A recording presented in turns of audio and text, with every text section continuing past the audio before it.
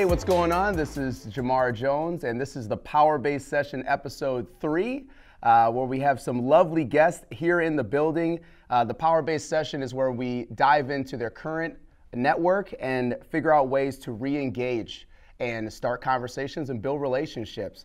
I am the owner of Foureva Media, and we have Randy Walensky. Project Assassin. Project Assassin helps us here on getting projects from start to finish. And we have some, like I said, some incredible guests here. We're just going to go around the room and kind of just do a quick, brief intro for every single person that's here. So Becca, you can start. Okay. I'm Becca Lee Schiek, and I own Becca Lee Photography, and I focus on personal branding, social media, and marketing photography. Excellent. Go ahead. I'm Danielle Rath, better known as Green Eyed Guide. I help people beat burnout with caffeine science. My specialty is helping people that usually work beyond the hours of 9 to 5. I help them drink caffeine strategically, and I help them manage their mental health and their safety with other ways that don't involve caffeine. Excellent. Mike. My name is Michael Martz. I own the Michael Martz Agency, which is a full-service insurance agency which covers everything from auto insurance, homeowners insurance, liability business, even pet insurance. I also am one of the chairmen of the We Connect group, Yes. which all of us are a part of, and I help run that. And I also do a Martz Fitness personal training, online training, when I work with Renee Eckberg on that. And that's really starting to take off. Excellent. Cool. Awesome. All right, Renee Eckberg of Renee Eckberg Fitness. I'm an online personal trainer, fitness coach, help men and women learn how to strength train, stay strong, get strong as they grow older, lose weight, and build muscle. So online, but also in person, trying to build more in person. So, Excellent. Hi, I'm Vicky Valenza, and I'm a certified nutritional counselor and health coach. And so I work with individuals from all aspects of their life to improve their overall health, whether they're dealing with a chronic condition, whether they just need more energy, or they're looking at, maybe just don't know how to eat. So I just look at their overall picture. I also do, along with that, I also do a biofeedback scan, so I can take a look more further into their, see what's going on in their body when they're just going to the doctor and not getting answers. They're just getting test after test and just with no conclusion. So I work with a person from start to finish, just overall, wherever they want to start and wherever they want to end. I look at their goals. Sweet. So we got a lot of fitness and photography. Take pictures of the fitness and the health. Outer beauty too, right? Outer beauty. Inner and outer beauty. There you go. Inner beauty and Exactly. Exactly. Too, right? Full circle.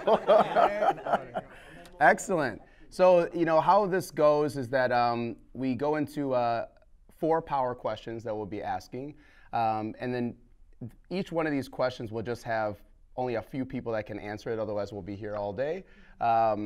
But we'll go into those 4 power questions, and we'll be just picking individuals for that. But please write your answers down for yourself, Yes. because they'll be really helpful later. Yes, and then afterwards, then we're going to go into your current network as far as generating a list and really figuring out how many people you actually have access to right now. And then right after that is going into the messaging. So we're going to figure out ways to craft different messages to reactivate your Powerbase.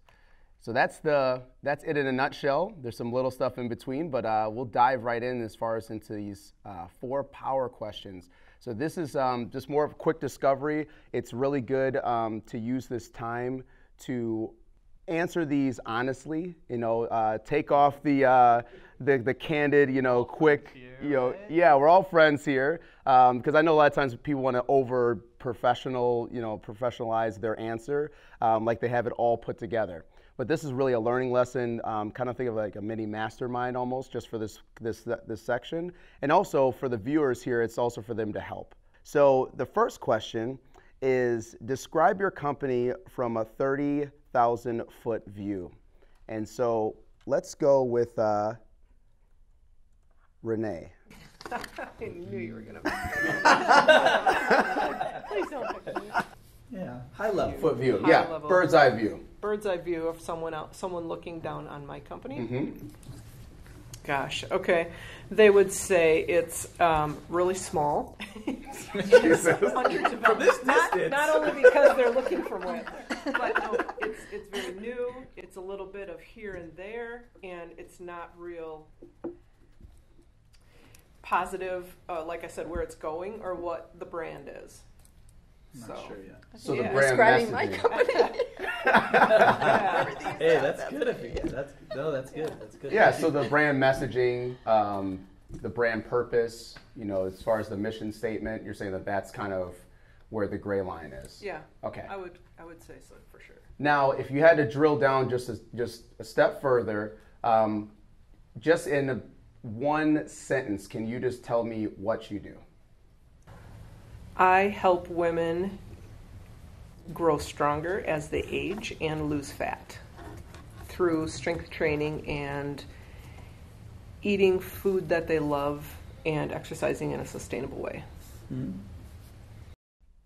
That's pretty good, actually. Very good. That's pretty good. It's good that you also selected, you didn't just say people, because you probably have a specialty that you prefer, and it helps people put you in a box that they know to refer people and know how to do it when you're clear on it. So that's actually a pretty clear message what you do. And how many people here at least feel like that their brand purpose, their mission statement, that there's a gray line as far as kind of in that same boat? Or it's foggy, just like Renee. Where it's foggy or, okay. So Vicky said, yeah. Anyone else feel foggy? I feel like I'm very clear on what I'm trying to accomplish and who I'm trying to help. But because what I do is so niche, sometimes it's difficult to explain that concisely. Yeah, where they get it like immediately. Yeah, because Okay. it's more than just employee health. It's more than nutrition. It's more than just drink this coffee, not that coffee. Yeah. So like, how do I make that particular and emphasize the transformation, not just like, I'm a nerd with caffeine and I'm going to talk to you about caffeine for 30 minutes. Because it's so much more than that, but Yeah. it's not exactly like just another employee health workshop, Yeah, yeah. So, No, that's good. But That's it's nice good. to be able to have people need to like start queuing off to go, where do you fit, right? Yeah. So it's kind of nice that they're like, oh, you're in the employee health sector. They might do that, but you're like, yes, but very specifically. yeah. Yeah, and what I find interesting is Farmers Insurance Agency. Yeah. Well, yeah, I have a national brand, Okay. but I'm much more than that, and that's a method I need to get out there more. Right. So in other words, farmers gave me a quote and they were too high. Well, Yeah.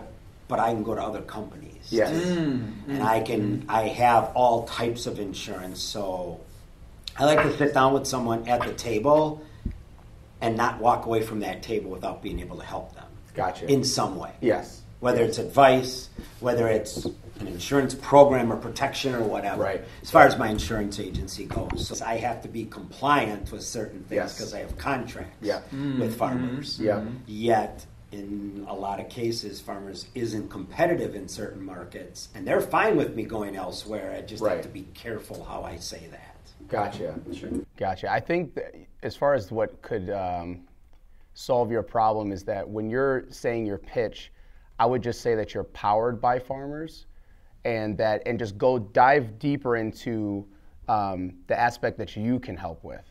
Because I know even for you, we did your just your quick intro. A lot of times, after I think the first couple words, then it was like Farmers Insurance, popped up. So that's why I think that just leaving that more of as a last thing and focusing more on the core of what you do and just say, I'm powered by. Yeah, Yeah. exactly. I want to get that out there more. Yeah, or backed by. Yeah. You know. And I would say I would have never known that until you said it just now. Like I wouldn't have ever known that. I would have just thought, oh, he does farmers insurance. Right. So Yes. if you recrafted it like Jamar's saying, that could be really Yeah. powerful. Yeah. And I think it's more compelling. Because now there's a little mystery to it. Maybe he can help me versus just like what you said. Oh, I know what that is. Yeah. I've seen the commercials. Okay. Somebody, He does somebody that. gave me a quote, Good for him. 10 years ago. Yeah, good. so. They're always to this. They're always. The thing is, but I still want to use that to my advantage of course. also, because Right. the commercials are fun and they're Yeah. great, and people. Yes. I've been at events where I have a copy of all their commercials, Gotcha. on YouTube, and I run that on and that stops people right at your booth or whatever. Right. Brings them in. Yeah, you don't want to leave the brand behind because they're spending all this money on marketing and advertising, and you're part of it. Yeah. So you don't want to miss on that either, Yeah, right? Because there's going to be the other people who are like, oh, farmers is great, I love them. You do farmers, I want to do business with you. You're going to have both people. Are the people that stop at your table your target audience, or are they stopping at your table for the wrong reason? It depends. I mean, it depends what kind of event I'm at. I've done stuff with the Humane Society, so the big promotion was pet insurance. Okay. And people were really, that piqued their interest immediately. So it's a easy subject to come up because everybody loves their pets.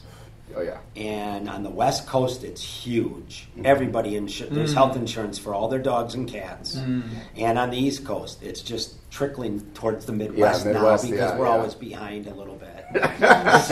Which for is some just, reason. it's just the way it is, but that's okay. Yeah.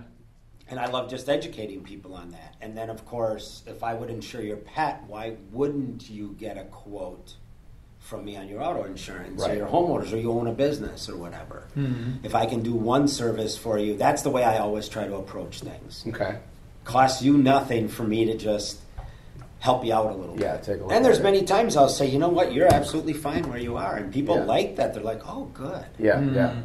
But then maybe next time around they'll remember. Yeah. It's almost like you have to convey that you're an expert in this space for everything, and they just need to sit down with you because you'll help them regardless of the outcome. Something like that. And that's sometimes a hard thing because today everybody is quote driven.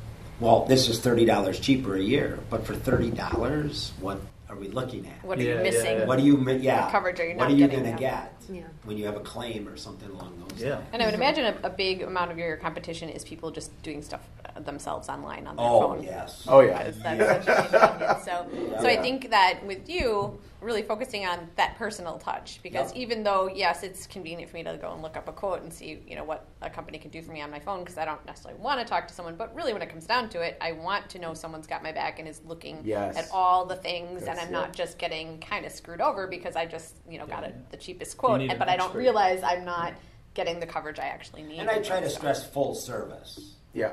So if something does happen, I've been at the site of a claim where other insurance agents don't, they have nothing to do with it. And claims experts take care of things. Right. I'm not going to claim to be a claim expert. Yeah. But sometimes just my presence there helps reassure people. Gotcha. So to me, your biggest selling point is not that you're associated with farmers. It's that you have the expertise to provide confirmation and peace of mind to someone. And other things and save that them money. Exactly. And you have to sell yourself. There's people that stay with me just because they know I take care of things for them. The biggest question you could ask somebody is like, when's the last time you heard from your insurance agent? That's a great one. That is a great question. And I have done that. Because it feels like once you get the policy, you don't ever hear from them again. It's They're gone. tumbleweeds, it's, quiet, crickets in the background. Where are they at? Upgrade you or You get know? you into some other product. Yes. That'd be about the only time. Yes. So it's like, hey, I'm going to take care of you. You're here for me every once in a while. We'll relook at things, figure out, make sure that you're getting the best rates. I'm here to take care of you. And that's something that I hope this power session will give me a couple more ideas as far as reconnecting with some. I have literally emails that go out to people and things, and we can maybe discuss that on a little more personal basis. But I'll have people call and say, "Oh, you told me to call you." Yeah. I'm like, "Did?" Okay, so let's. We dove into that one pretty good, and I think that we. Got a pretty good conversation around that one. So we'll just dive into the next question. And this one will be, what is your biggest marketing problem? And so let's have Vicky. I knew you were going to call me. That's good. So my biggest marketing problem is a couple things.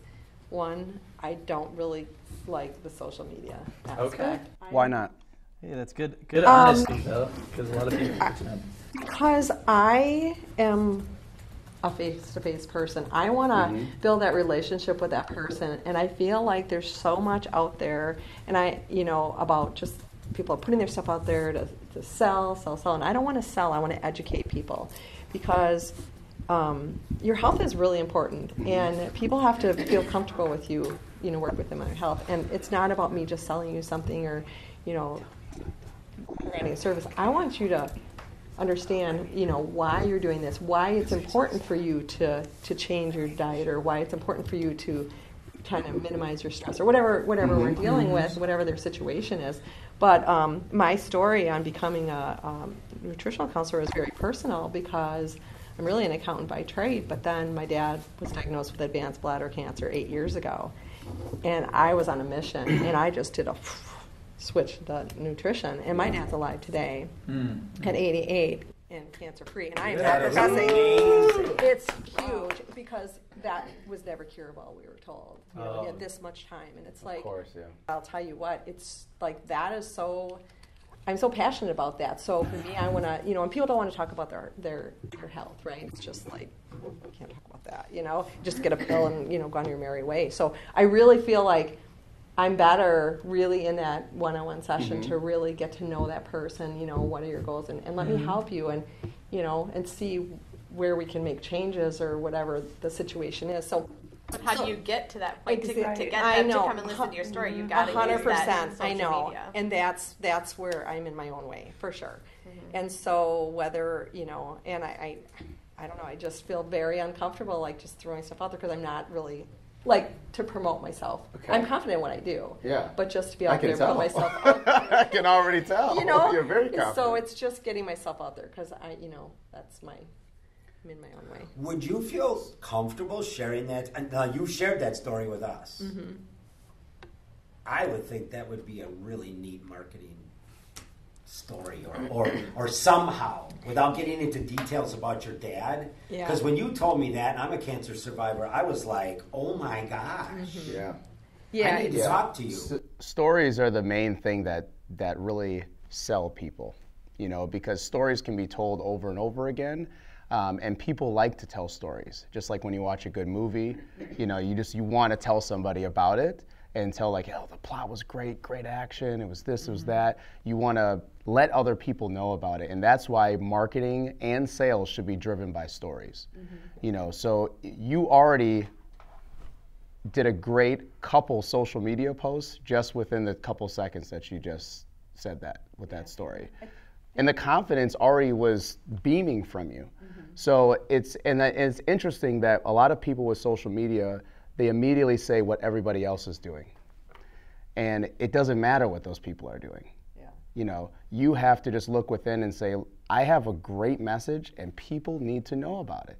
And you don't have to do it in a sales way. You are just a very authentic, relatable way that, just like Mike said, it connected with them instantly. And if you just put out and educate and add value, the leads and other things will come. And I think asking some of those questions that people are, looking for something like, do you get headaches or whatever it is, something like that. Like so posting yes, like I get questions headaches out there. Yeah. Questions and so most of my content too, and when we work with clients as well, most of the questions and like the more content that gets produced comes in the comments. A lot of times, people will start to comment things like, oh, a lot of people are interested in this. That should be the next video, or that should be the next photo, or the next post. And in the beginning, you just kind of write down all the, all the objections, for just do like the top 10 objections that you normally get when it comes to health and nutrition and fitness. What are those things? And then just educate people on a short form video or photo or whatever if it's a blog post, article, whatever it could be voice, anything that you're comfortable with to start. Because social media is like something like, it's the same thing like fitness. It's like exercising a muscle. And the more you use it, the more confident you get, the more you can lift, the more you can do. And then all of a sudden you're just like, and then people will be asking like, I don't know how Vicky does it. She just has so much content out there, so much things to, adding all this value. She seems busy, but it becomes effortless, as you do. So in the beginning, it's just getting over that fear. Awkward phase too. Yeah, and awkwardness for yourself. And I know it's different in front of the cameras, and it's like you got to put on a face or act, or other people look like this, or you can tell a message and have other people receive it in a way that nobody else can do it. Nobody else can do it. Just like Mike he was hit instantly. And that could be Mike times thousands. And I think people are a lot more forgiving and less judgmental than we think. I Yeah, think people that's like to see authenticity. And I watch people, and I watch their videos, and they just woke up in the morning, their hair's in a top, and they're like, bags under their eyes, and they're like, hey, so I just wanted to put this out there, and I'm like, yeah, she looks like me in the morning, like, I relate don't really to that. think anything of it, but when it's ourselves, then we think, oh, I have to have it all together. I always That's tell myself, relatable. They're done is better than perfect. But then the other thing with yours is you can get beliefs about social media because you see people using it in a certain way. And you think, oh, well, that's how I have to do it, right? And it's not how you have to do it. Social media is just a tool. If you were to use LinkedIn the way most people use it, they could throw up all over your message board. It would be a huge thing that everybody deletes or ignores, and then they'd keep, oh, did you see my last message? No, because if I want to read a book, I'll go to my own shelf. I don't know you. I don't know what you're talking about. I have no connection to you, right? You don't have the personal connection. But if you give people bite-sized, interesting, dynamic content, they're going to want to reach out to you and talk to you. So it's just a tool. Versus, you see people write books. I read them. I'll read 97% of captions aren't read, right? Yeah. Right. Yeah. Bite size is better, so you want to keep it short. Honestly, it can be as short as like 3 seconds. If it's something that's like a quick, something that's engaging, captivates you, almost like a boomerang, or something that's kind of like a cool movement. But honestly, it should, depending on the type of content that you're posting, it shouldn't go over about 2 minutes. You got about up to 2 minutes to really just share your message. Now, if it's something like a podcast or even kind of long, things like this, where it's a conversation, it's engaging, it's constantly changing. There's more things, not just one person that's just staring at you like this. Then you can probably go to about 5 minutes. You can probably get away, because people will watch it. They're trying to figure out, like, okay, what is going on here? It's just like a kind of a TV show trailer. If you want to learn about what's gonna happen, and do I want to learn more? It's a teaser. It's a teaser. And people are at different levels, right? Those are the people who don't know you. When people get to know you, they'll watch you longer. Yeah. There's people I know and like that I can't wait till they drop another video. Yeah. I'll watch for 10, 15, 20 minutes. I'll watch 3-hour podcasts. So if they like you and you're providing value, then but then there's different people. If they don't know you, they're not going to jump right into your 45-minute lecture on something. Right. So you're talking about more video type. Now, what about like just a written message or a picture post, or to get somebody's attention? You'll see this really neat picture. Right. So the picture's half the battle. Like from an awesome photographer. Yeah. And it fits. And then Becca. she'll put this like really neat, I'll put my tweet in there. Yeah, she'll use her tweet. Yeah. And it's only so big and it's so interesting. Yeah. And then but then some people afterwards, and they're like, I'm like, I don't want to read all that. I don't know, unless it got my interest, but at the same time, it's like, so that's what I'm kind of talking about. It's that after that, there's a certain, go ahead. Yeah, I was just expanding on that. How important is it I was told that when I started my business on Instagram to use all your words. Use as many as you can, and use as many hashtags as you can. Mm-hmm. There's limits for hashtags too. But it's changed now. Yeah. It's changed. That's what I thought, because now I noticed other coaches are only using like 8 hashtags. Yes. I'm like, wait a minute, I'm trying to get 28 to 30, 30 Yes, in there. that's how it used to be, though. Yeah, that used to be the standard. Absolute limit. Now the algorithm doesn't like you using that many hashtags. Oh. So now it's like, I think it's anywhere from like 3 to 8, I would say, or 3 to 5. My daughter keeps up on this. Yes. It's like, Right. okay, so she's like, I'm not anymore, Mom. I'm like, Yeah. oh, all right. So how many now? She's like 8 max. Yeah. And I was like, all right. It's So my I gotta favorite figure out hashtag which fit ones I grandpa, which I use. You can. Eliminate that one. But I Yeah. don't even know what a hashtag is. Sorry, we'll dive into that. Yeah. We'll dive into that another Educate time.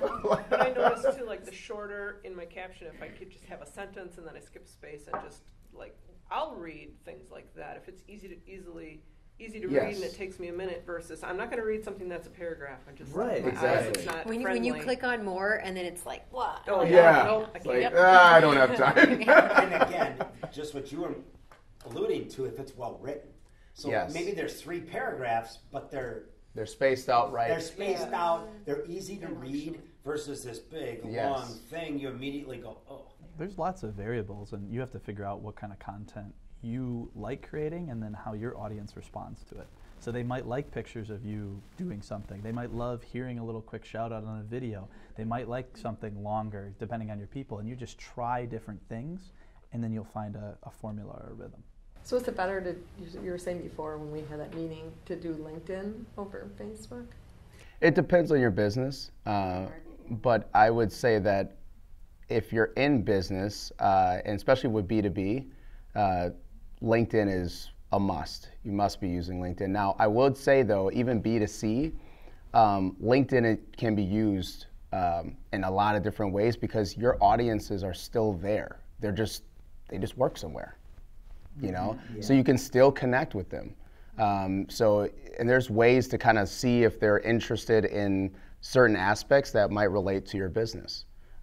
So I would say that LinkedIn is, if you're in somewhat of the people business, you should definitely be on LinkedIn.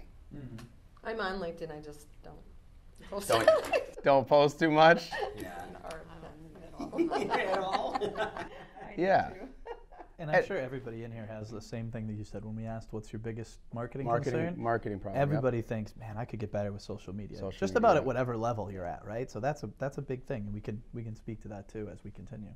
Is that kind of a general consensus as far as with social media? Do we feel like? Not for me. I have Okay. I have a huge base of raving energy drink fans on Instagram. Okay. But converting them to customers to buy my books or my online classes, like that's kind of where I'm struggling right now. Like there's people in Germany that write book reports about my energy drink book because I'm the only person giving realistic advice about energy drinks. So I have this huge fan base that loves me, but like they're not customers. How do they're just you fans. convert them? Yeah, that's very good because on Instagram, it's my fitness one now. I have a pretty big following. Okay. But how do I draw, and where do I draw the line where I want to like market to? So I Yeah. have people all around Canada is like, right? Mm-hmm. We have fitness because Canada shuts everything down. They lock Yes. people down. yeah. They give them huge fines. Yes. Yep. Right now, they're looking for fitness to do at home. And she has great clients in Canada. Right. And it's and I have a couple, and it's like, wow. And that's a whole different situation. Yes. But Yes. you know, it's how do you convert those people? Immediately my brain goes to, I'd be curious on what you're posting, as far as once you finally build up the fan base and you have the audience there, what are you posting and how much are you asking? You know, like are you actually going for an ask? And how are you doing that? You know, go ahead. No, so for me, it's a 5-to-1 ratio. So I have like, this is the energy drink I'm drinking. This is an infographic about information you should have. Like, this is me featured on a podcast, or this is me doing a workshop. Like, this is me doing stuff. Yeah. So yeah. there's like, and then there's a book review, like, oh, someone left 5 stars for my book. And then so after a post like that, the 6th one is, if you'd like to buy my book, please go to this link. Or like, hey, look, I just did an online course. This is my story, and this is why I think you should do that. So like I try and do kind of like what you're saying, jab, jab, jab, jab. Right. So yeah. Yeah. So it's all of that, and then the 6th post in the Instagram little thread, that's my app. Gotcha. That's a good timing wise. That's pretty good. That's something we kind of started doing too. I was not. I was just posting and giving information Right. and not asking. Yeah. Yeah. So you gotta ask at some point. You know, it's give the value, get it all away for free, but you have to go for an ask at some point. So sometimes I do see this where people build up the audience and they get good engagement on their post, but when they ask, they don't get the right conversion. It's probably because you need to take it a step further. So instead of going right for the ask on social media, which I would continue to do, but try to see if you can get them on a list or go further into the funnel of, you know, generating, get them onto a list or a Facebook group, or, you know, something that gets them a little step, you know, deeper. Next level fan. So yeah, next level fan, you know, so that way you can reach them and they're almost more open to, you know, being like, okay, yeah, it's a Facebook group, it's got a certain amount of members, here's a new online course, here's a new webinar that just came out, I'm definitely attending.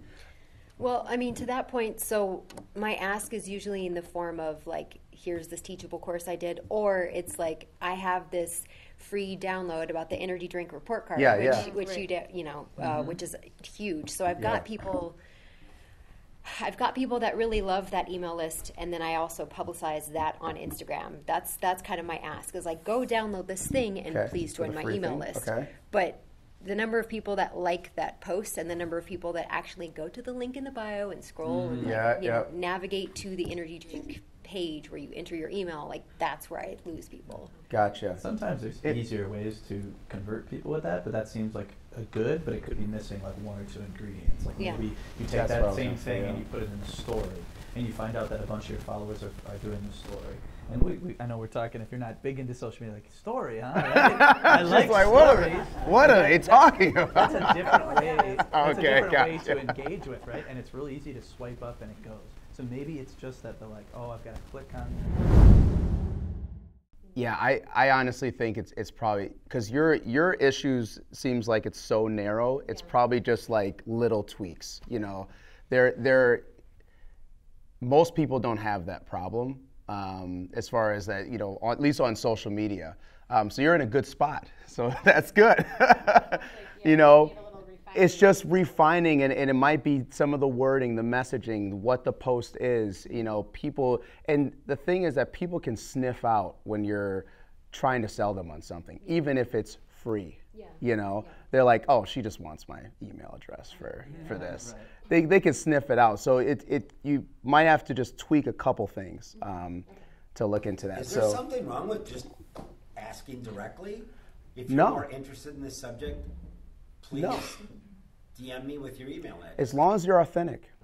Just be authentic. That's why you got to try it to see, right? And the other thing, I did have a question when you said, with the swipe up, right? Yeah. I don't have enough to get the swipe up. I do the Built Bars, right? And I contacted a few people. It's a protein bar. I'm an ambassador for them, and man, they give me all these great deals and free stuff and all that other stuff, right? But I'm like, okay, these other ambassadors have this swipe up, and I'm messaging them and going, how do you get that built into your? I'm adding an arrow and all this stuff. Am I missing something technically? You know, and they're like, oh no, you have to have 10,000 followers. Do you suggest just getting that number just to be able to use certain tools like that? What I do is I usually have like the poll, like ask me a question, and in that field, I'm like, if you want this energy drink report card, put your email address right here, and then I will email it to you and add you to my list. Exactly. Yeah, that's one way. No. We're big advocates for organic growth, if that's what you're wondering, versus like, can I buy followers? I know you can. Can I hack the system to get people who don't really hammered. I get hammered all the time. You know, with these messages going for, you know, even $50 will get you another 5,000 followers. Doesn't matter who they are. I wouldn't suggest it. You can get in trouble. You can ultimately get in trouble with that if they can tell that you have fake stuff. They can basically hide you, and you don't even know it. So you can be not searchable or findable. Again, not saying it will happen, jail. but I've been in Instagram jail for using a hashtag which was completely innocent, but that somebody said was connected with something. So just because I did a post with that, I got, like, for 2 weeks, you couldn't really find it, unless you already were a follower. I got in jail one time for clicking on things too fast. Liking things too fast. Oh, you're liking too many. Or you're following too many pages or something. Yeah, something too quickly or something. Yeah, they put me in jail for a day. And I'm sending out. You're on going, timeout. What is wrong? Stop liking stuff. Yeah. Be careful too. I would tiptoe around that for sure. But I still think that people need to hear your message. You have too good of a compelling story and a reason why you're doing it. Don't let the hurdles stop. Yeah, because people need to hear this message because you could save lives.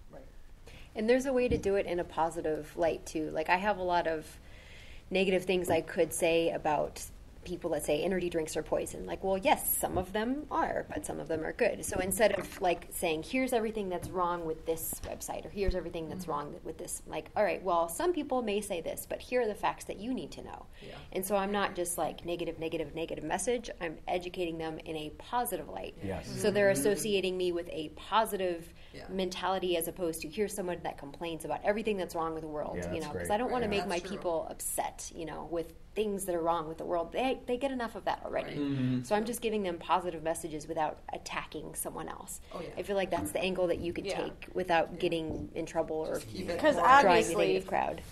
you know, prescription drugs and stuff save lives as well. Like there are things that people literally are, so there's obviously some good things, and so you don't need to completely No, and I would discredit never, them, right? I never, it's like that's the person's choice. I'm just saying what I'm going to would be talking about is all natural. And so there are people out there that know that might prevent somebody from going to the doctor to get a prescription drug where they can maybe heal themselves or get, for example, I use diabetes as a good example because it's a great example why so many people could not be taking medication. And Exercise. right, is one of the exactly. best drugs So for it's that. like those people that have the interest of making the money on something like a drug or whatever will.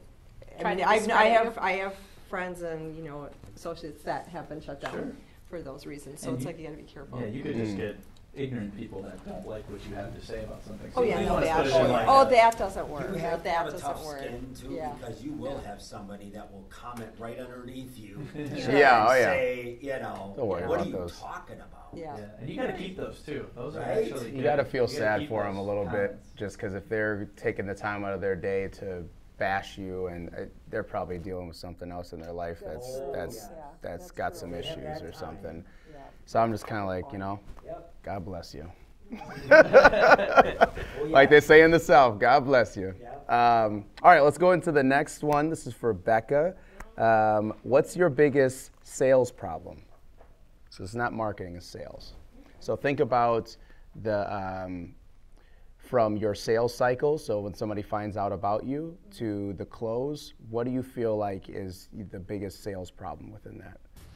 I would say the hurdles that I've generally noticed, and there may be more that I'm not noticing, but what I notice is the pricing and the education. So just really explaining or having them understand why the prices are where they're at and what they're actually getting for it and what the value is. If they're not already in a place where they know how much of a value it is, like the commercial licensing and things like that. So that's usually where I find kind of a disconnect.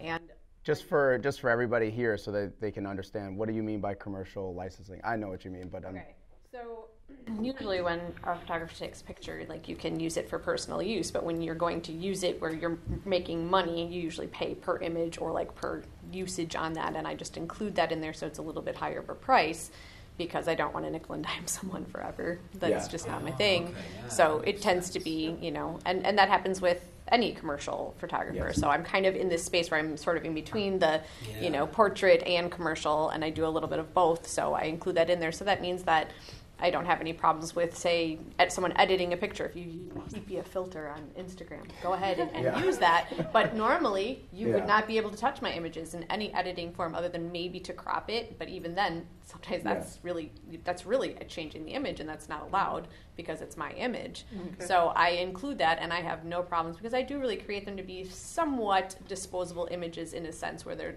on social media, so you don't have to think about it. So I include that in the price. So that makes the price a little bit more because then you don't have to pay me every time. So, which would actually add up to a lot more. yeah. See, the fact you explained that, I didn't understand Yeah, I didn't know what that was Right. either. So that makes so much sense. And it's hard to, not everyone really understands that. Yeah. So it is one of those things where it's like, it's just one of those tricky things. And then people are just like, oh, okay, that's still too much for me. And it's sort of a budget thing for me.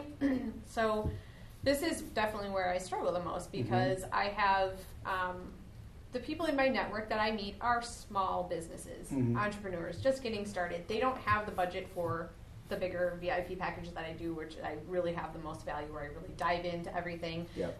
I'll be honest, I've done that with all my smaller clients as well. I have dove into everything and done a whole planning thing because that's just who I am, and I can't not do it. I need. Can't resist. But that's really where my heart is with nonprofits and smaller businesses, because that's the space that I'm in. Those are the people that I know and rub elbows with.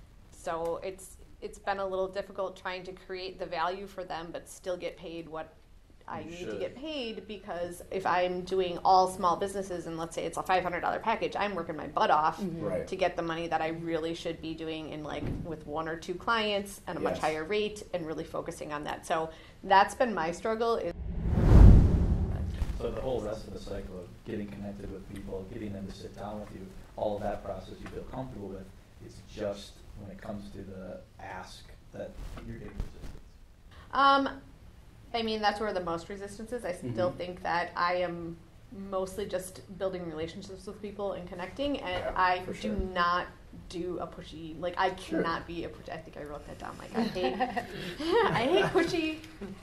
Yes. I don't like salesy people. shit. Yeah. That's what I wrote down. So I don't want to be like that. So Well that's said. that's always how I feel. It's like I said it after you had said, like people can sniff out when you're just like trying to get their email address and you're just, they're gonna send it. It drives me nuts. So I don't ever want to make someone feel like that.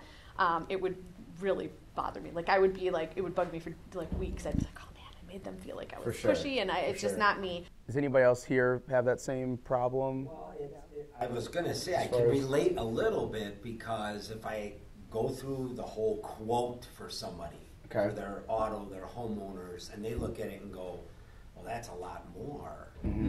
Again, you have to be able to sell what they're actually getting. Right. Justify and explain the value. Just like with you, they can say, well, I talked to another photographer and it's only going to cost me this. But that other photographer probably doesn't explain commercial use and probably doesn't go into the legalities of that, and you're including in that, and it may end up costing them more down the road. I find people come back to me 6 months or a year later and go, oh, they raised my rates. I go, yeah, every insurance company does. Every renewal, your insurance, there's very rare time that your insurance goes down for any reason. Right. Or even stays at the same rate. Yeah. So it's like, that's just what companies do, and I explain that to people. And they go, well, but I can save it right now. So I'll switch then. And it's like, okay, and you try it, again, I know, it's like, but you get this with me versus Mr. Online over here, that's sitting on the beach and can't stand because you're not bundling. It's not cluster, it's a bundle. There goes beach day. Exactly. So a few things that could probably help with the sales cycle as far as that negotiation part. So. And I've taken a lot of seminars, courses, trainings. I'm really a bookworm when it comes to negotiation and sales. So a couple things. One thing, before you say a price, you need to do a deeper discovery of that person. I know a lot of times people just give me a quote. Give me an estimate. Just, I'm busy, just send over something. The moment you send that over, you lose all your power. Everything's gone. So, because now they have that number in their head. Second of all, before you get off the phone, as far as with the first kind of, as you're doing your discovery, figuring out what their needs are, you want to make sure before you get off that call that you're doing some type of anchoring pricing. So it's not the exact estimate or quote, but it's you're setting the stage as far as with the price. And you usually want to go like 2 times higher than what you normally would go. Because then what people do is they immediately hear this number, and then you say, okay, well, typically, for things like this, just off the top of my head, it's probably going to be 5,000, but it could also end up somewhere between 1,000 or something. So you set it up high first, and then you go lower. Because then the person, their brain goes right towards the high number, and they say, okay, so they're around this amount, but it might be down a little bit lower. But they know kind of your worth and where you're at and the type of clients. And another thing too is in the discovery, make sure that you're hitting the pain points and not so much the services. I know a lot of salespeople go straight for, well, we do this better. Here are the benefits. Here are the features. Here's all the stuff. But they're not actually asking questions that solve actual pain points. So you need to understand what are their challenges and what do you know as an expert that they can avoid down the line. You know, a lot of people have been burned, especially with small businesses and nonprofits. They've been burned time and time again, and that's why they're cheap, you know, because they can't, they don't want to, the fear of like, oh man, that's kind of a step up, that commitment level, you know, paying that extra, even though you're worth it. You're worth it, and you're going to help them right through that to make sure that they're covered, that they're getting amazing service. You're going to go over and beyond for them. But the fact that, you know, they've been burned so many times, especially within like service-based businesses, they're just like, I don't want to risk it, you know? So you've got to dig down deep and say, okay, what happened to the last time that you maybe hired somebody for photography and you paid $200? What happened? What did you get? Oh, well, you know, let them talk. Let them go through their whole, you know, story and let them tell you the good and the bad and the ugly. And then you say, that's exactly what I prevent. That's what you're not going to have with me. Yes, you're paying a little bit more, but I'm making sure that things are covered, you know, on a legal aspect. You're getting an amazing package. I go over and beyond because I do discovery. We actually get to the goal of what these photos are going to solve instead of just taking photos, showing up and snapping away. Here you go, I'm gone. I do a whole Good luck. planning session. Yeah, there's a planning session. There's a lot of time and effort that goes in this because I want to make sure that you don't have those same issues with me. I need to make sure that you don't have those pain points because I understand that there's people out there that just want to snap, snap, snap, and then they're gone.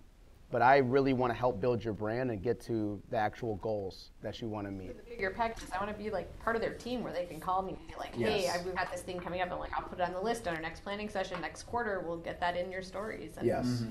And go a little bit deeper too on the aspect of it's not just the photography, it's the goals and what happens after that. A lot of times it's brand building. Yeah. You know, they can use those photos. I did this one photo shoot with, I was telling you about her, Linda.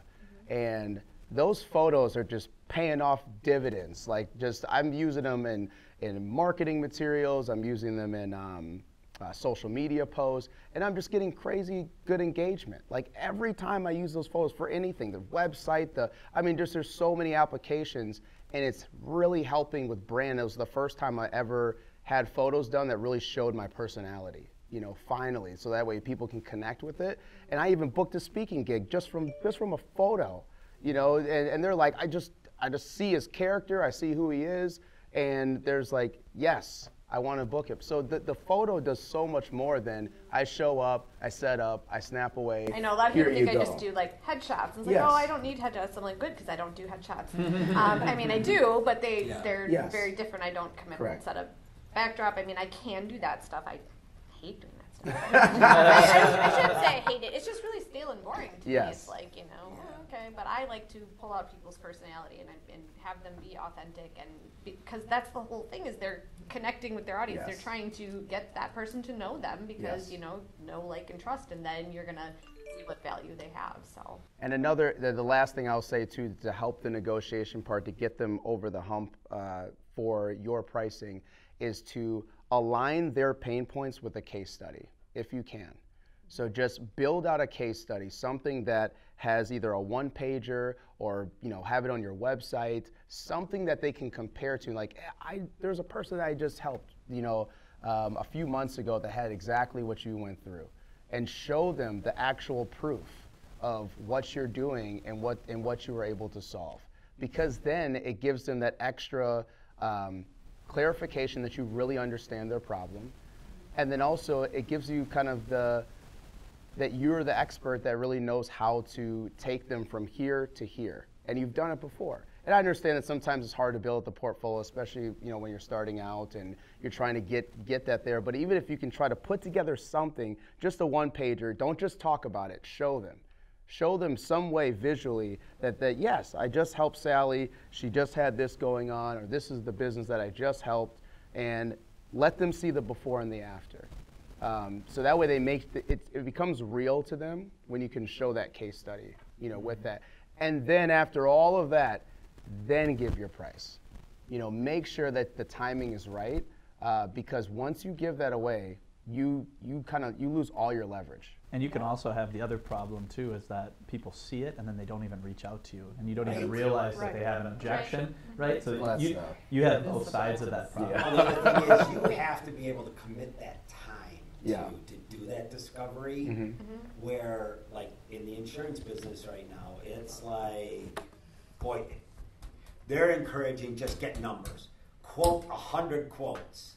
And see what sticks, and then you'll make business numbers, that way. numbers Versus numbers if I sat down with 20 people and did an analysis, like a business where I said, well, I'd like to come over and look at your business. Your turnover rate's probably going to be a lot better. The guy turns around and goes, you want to come over and see my business? I go, yeah, I'm going to insure you, so why wouldn't I look at it? He goes, well, my insurance agent's never been here. There you go. Sounds like you're selling. Those are great things to put on social media. A lot of times people will send me their policies and they have the absolute wrong coverage. Yeah. But it's cheaper. Yep. Like, Well, they just sold it, right? They just sold the policy and that's it. And I have found that. Where I buy leads and they just want an emailed quote. Yep. And that's Well, I was going to say specifically for yours, Becca, as well, if you're getting a lot of objections about price, it's probably just somewhere in that conversation you haven't conveyed the value. That's all there is to it. They don't understand why they should have to, and so they have to see the value. Because, $20,000, let's say, that might be a lot of money for a Kia Sorento, but not a brand new Mercedes. There could be all kinds of things. It could be it's not the right customers that you're going after, because they're not going to spend the value you can bring. Not everybody's your customer, right? Every business, every entrepreneur needs to have their brand out there, and they need pictures of themselves. So it is hard. And I talk about this with my clients. Like, everyone wants this big funnel, and you want anyone that'll pay me. Like, I can work with anyone. But, when you have that smaller funnel and you're making more, meaningful connections, you're going to get, and I try even like to most people don't think of getting photos as making you money or selling. Right. But it absolutely could be. I'm not a cost here. You look at this, say you were that in that one. I took all these pictures, he's getting this. They're like, that's what I want. I want my pictures to sell me. I want my pictures to bring in leads. I want that wasn't a cost because I have to. It's a revenue generating source. With the different price points that I have, there are different pain points. A small business that's just getting started, or a brick and mortar store that only has a certain amount of budget. They have different pain points than someone who is a high end entrepreneur that is ready at that point where they're like, oh yes, I would rather not have to take the picture every day myself. I'd rather just do it every quarter, and it saves me time because I can spend more time on my business. I've done the numbers thing where it's I think I was telling you, if you just take 30 minutes a day and you post every day to just set up that selfie or whatever, that's at the end of the year, that's an entire month of 40 hours a week that you spend taking pictures. Yeah. So when you're at that level, that's good to put numbers to it. Perspective. I could have done something with that month. Maybe for you, I want a month right? back. Well, and there's people if that's your great job, selling point. Right, but that's not what your best time. Your time is not best spent doing Yes. that. It's in building your business. So if I can, so that's a pain point for a higher end entrepreneur that's like, oh yes, I would much rather spend that extra month with my family or building my business rather than doing that. Well, we'd have to talk more about this, but I could think that if I was you, this is off the top of my head, maybe you do it too. It's like, I'm going to go after real estate agents. I'm going to go after insurance agents. My biggest client right now is a realtor. It's an entire brokerage. It's the entire firm. And because they can make a decision. It's not the mom and pop flower shop. They're just getting started and have no idea how to use social, and they don't. It's like people that go to all the seminars that have to know how to do it. They're already believers and see the value, and you're not having to sell them. I'm like, no, I'm telling you, really, post on social. And I know, but I want to help those people. I know. That single business owner or one or two employees, they're doing everything themselves. Yes. Right. Yes. 100%. I do all my marketing. Yep. I'm that guy. Yeah, and everyone is I need those pictures. Yes. Right? But I got to be able to fit it in my budget. Yep. And I probably need her services more than anybody. Right. And that's where my heart is. I want to help because also it's going to take a lot. It's going to take a lot of wide angle lens. Oh God. Yeah. Right. All right. Well, I feel like we dove into that one pretty good. Just for time's sake, and because I want to dive into the rest of this, just write this one down. This last question. So, write down in one sentence what do you solve as a company? What problem do you solve as a company? In one sentence. I can't really do anything in one sentence. I know, right? I'm struggling. It's good to be clear because you've got people's attention at different levels, right? We've got 6-second commercials on YouTube. How could you get it done in that time?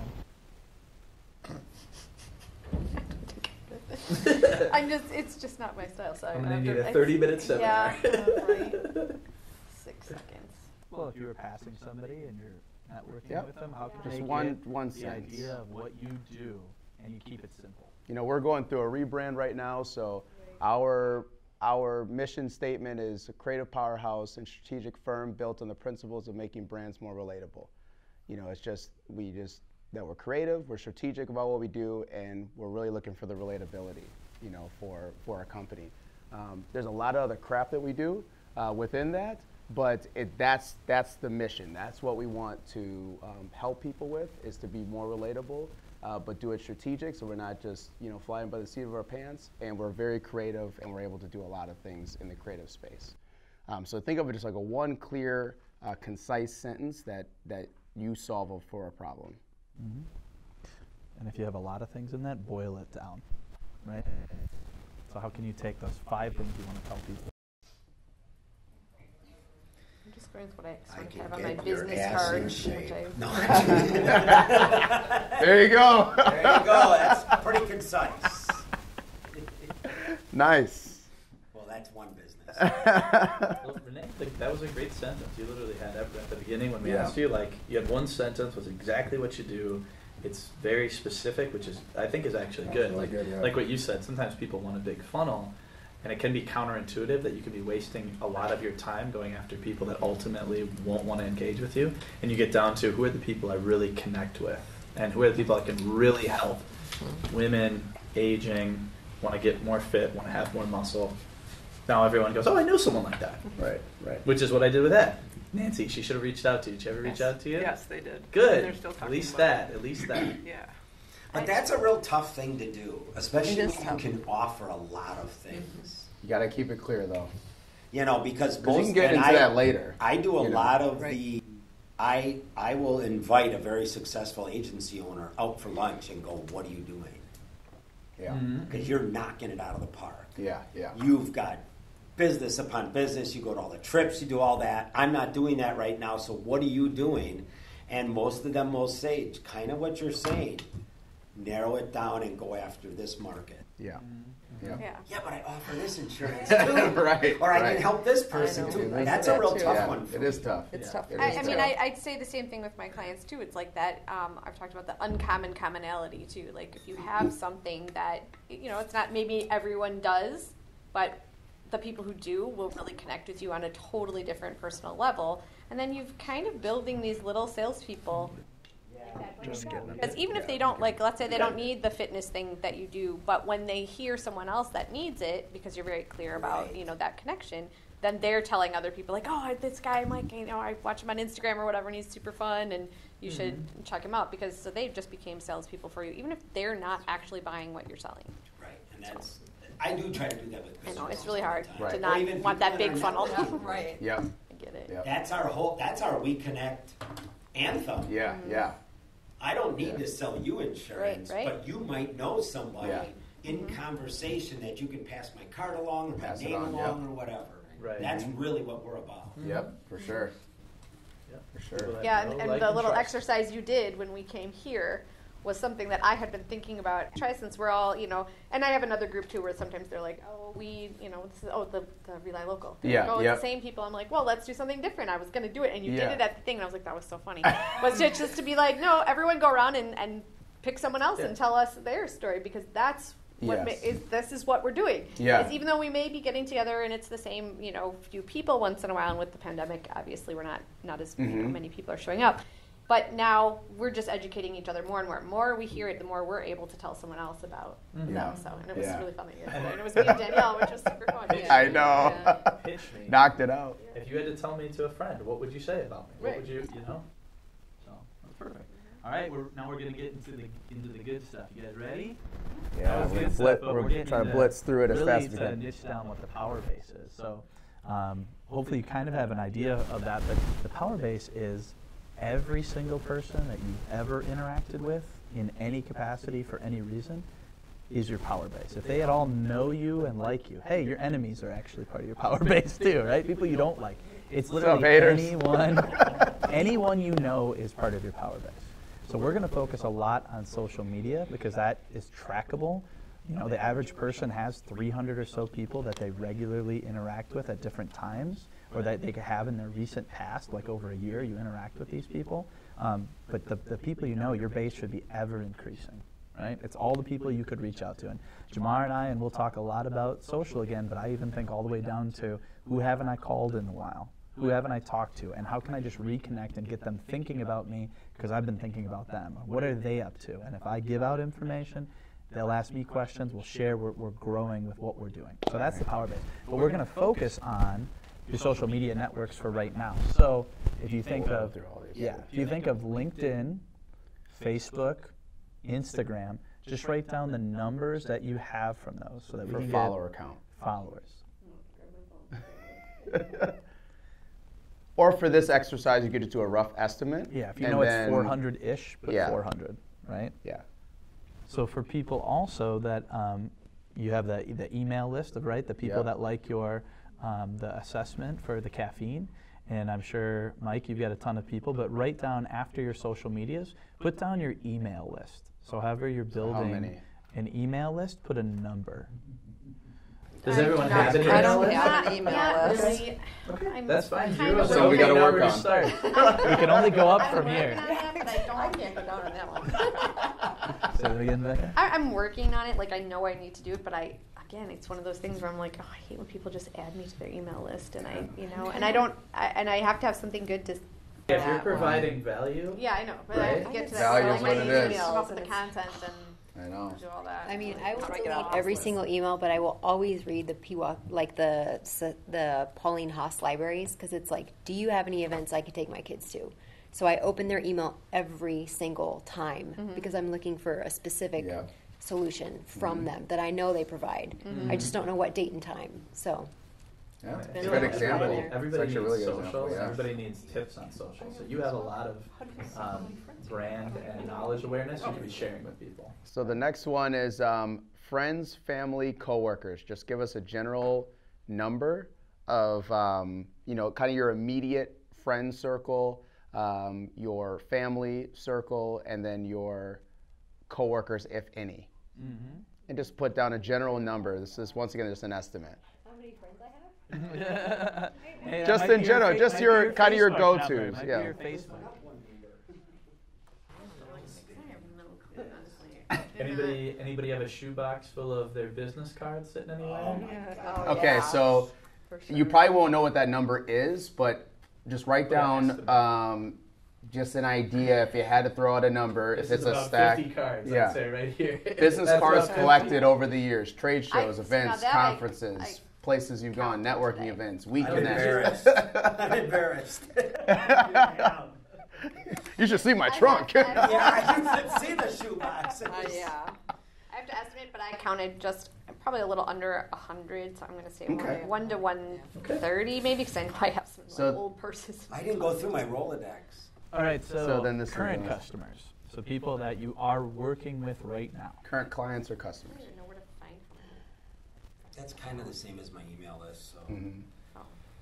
But people that, you don't people have to that write are it current. twice, but people that you are working with right now. And the last one is, in your years of work, how many past customers, people that you haven't engaged with in the last year would be past customers. If you've worked with them this year, those are in your current customer bucket. And when you're all done with those, go ahead and start totaling them Get your up. calculators out. Your teacher lied to you and said you wouldn't have a calculator everywhere you went. I know, right? You're never going to have a calculator. BS. I think I actually heard that they've gone to like full calculators all the time in school, Yeah. which is so funny, right? Yeah. So let's Let's total get up the those number. numbers. Who's got their numbers done? I don't. Let's go this way. Then we'll go to Renee. What do you I've got? got 2,980. Nice. 2,980. Renee. Oh, we're adding these all up? Yep. Yes, if you 2,980. What do you have? I have Excellent. 2,530. Awesome. Getting a baseline. Who's got theirs done? I do. I don't know. I think mine have overlap. so Is I that don't- What do you Yeah. got, Mike? 7,742. Those 7,742. are like round numbers, but Well, the longer because you're I'm in going through a business, divorce, so you're I gonna don't know keep- how Yeah. much family I have. Oh, That's funny. those are those fractional family now, Yeah, right? I guess they were acquaintance, past customers. All right, Vicky, what do you I got? say I'd say enemies 1,100. counted. Enemies- 1,100? Yeah. Okay. Enemies count. All right, Becca, I have what like do you got? 973, and I'm pretty sure half of those overlap. Okay. Because like I'm sure half the people on Instagram are my friends on my that's personal true, Facebook, yeah. and then there's True. yeah. Oh, so you guys were all kind of, okay. Yeah. So then it's 900. And you can get more of a clearer number on this too, on your own time, if these are just estimates. But it's just so you can see a snapshot of a number of people that you're able to reach out to in different capacities. But this is, so when you're saying, man, I just don't have any leads coming in. Well, work backwards and say that actually I have, Danielle's got almost 3,000. Renee's got 2,500. Mike is Almost drowning 8,000. in almost 8,000. So, but yeah, like Randy said, the longer you're in business, the bigger that number is going to get. So now we're just going to go into ways to re-engage with those people. I think we're just gonna listen to I this have a quick question. 'cause we're I know that we were going to, but for the people that we were just talking about, your reach and things, I'm also a member of different groups on Facebook that have 10,000 followers or whatever, and I can post things in there. Would we count that as well? Yes and no, Okay. because you don't really know those people, but technically that's part of your megaphone, just like the whole world you technically are connected to at this point. But really your power base is like people who either if you called them, they would know who you are. or they followed you for some reason. Yeah. That's why we say the social media.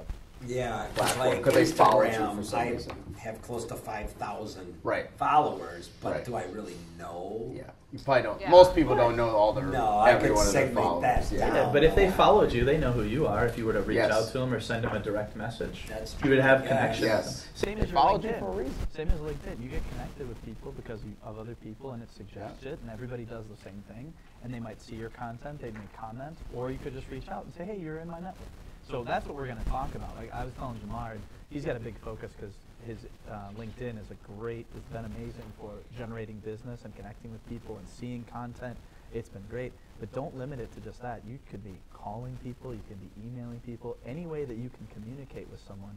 And you should communicate with people differently. You're not going to probably email, your cousin or something, but they're in business. I'm going to give them a call and just connect. I'm not trying to sell them on anything. And we're going to talk about how to be relatable even in the sales. Even on LinkedIn, you should be the same way. You shouldn't be selling people. Or just like in We Connect, right? You're not going, come over here, I'm going to help you, we're going to buy some stuff. Right. You're Right, making a right. relatable message, you're making a meaningful connection, and seeing if there's opportunity for both of you to help each other. The first way that you can reach out and re-engage your network is exactly what We Connect does, but the power of a referral or ask for ways that you can help. So you can either give them a referral or you can say, hey, any way that I can help you at this time. I have a vast network. I'm connected in different areas. Any way I can help you, because I know that, especially with last year, people, businesses need help right now, and any way that we can help. Or I can refer you to. So it's now that's just another reason or excuse to send somebody a text, a message, an email, and just kind of reactivate. And of course, depending on the person that you're sending it to, please craft it in a way that's personal to them. Like if you actually know somebody, mention those things. If they're more like, We met at the We Connect or whatever. Yes. So they're not, yeah. yes, make it as personal as you can. Okay. Yep. Yeah, because I was just going to say, I have a software tool that can send out text messages. Yeah. And Now that may be good for, you know, a certain, if you have a list of people that, you know, you haven't really connected, you know, with in a long time, or you really don't know, or just had one conversation with, that then you can kind of blast it out in more of a general sense of, hey, I'm just looking to see if any ways I can help, or you know, give you a referral.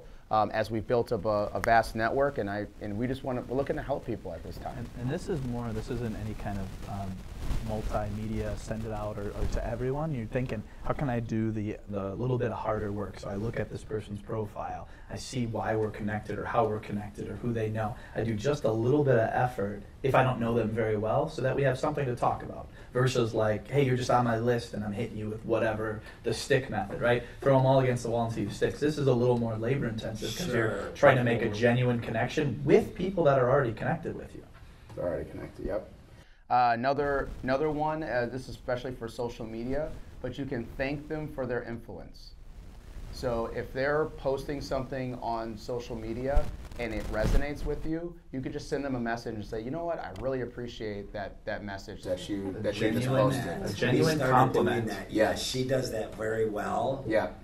And Awesome. sometimes you repost there. Yes. Yeah, you can reshare it. Yeah. But it's good to also, you know, send them a personal message so you can start the conversation. Sometimes when you just reshare it, they're like, oh, cool, I got to reshare. You know, but it's good to send a message too, just to say like, or hey, maybe even ask really them. Or like, Can I share this? I really like it or something. It's a good reason to make a connection. or like my coach has told me, every time when she was starting out, she'd get a new follow, she would message them and say, hey, thanks a lot, I really appreciate you following me. And that also works. Yeah, Yeah, I've seen. I've done that. Otherwise, I'll look on my app and it'll be like, oh, they unfollowed me. If I would have reached out, Yeah, made that connection, Yeah. we could've, and I've connected with a lot of other coaches that way. This would be like for Vicky with social media. It's about how you're being like a genuine and making a connection, right? So if somebody leaves a comment on something, you would leave a meaningful comment. If they're following you, you look at what they're doing. It's like, how am I using this digital space to act like a normal human would act if they ran into that person and engaged with them and they told you that story directly? Well, that's really interesting. Here are my thoughts on it.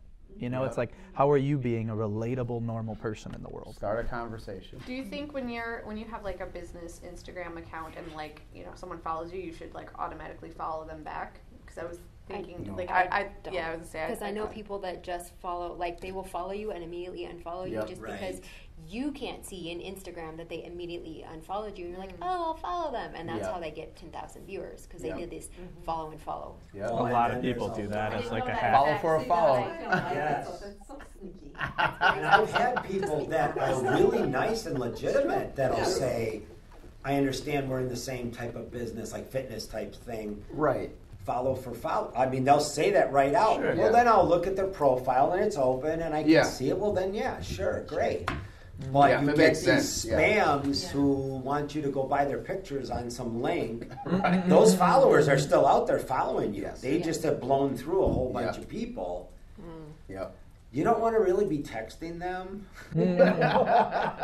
or connecting with them. Yeah. And I've done that on Instagram where I went and looked and saw if they were still following me, and I'm like, well, maybe they are a genuine person, because you can find that out too. Yeah, I always check too, and it's, you know, if it's something that I think that would be helpful, a good thing for me to connect with, I do follow them, but I don't. Instagram is real fussy about. I mean, there's all these apps you can download to see how many followers, who unfollowed you, all that. Yep.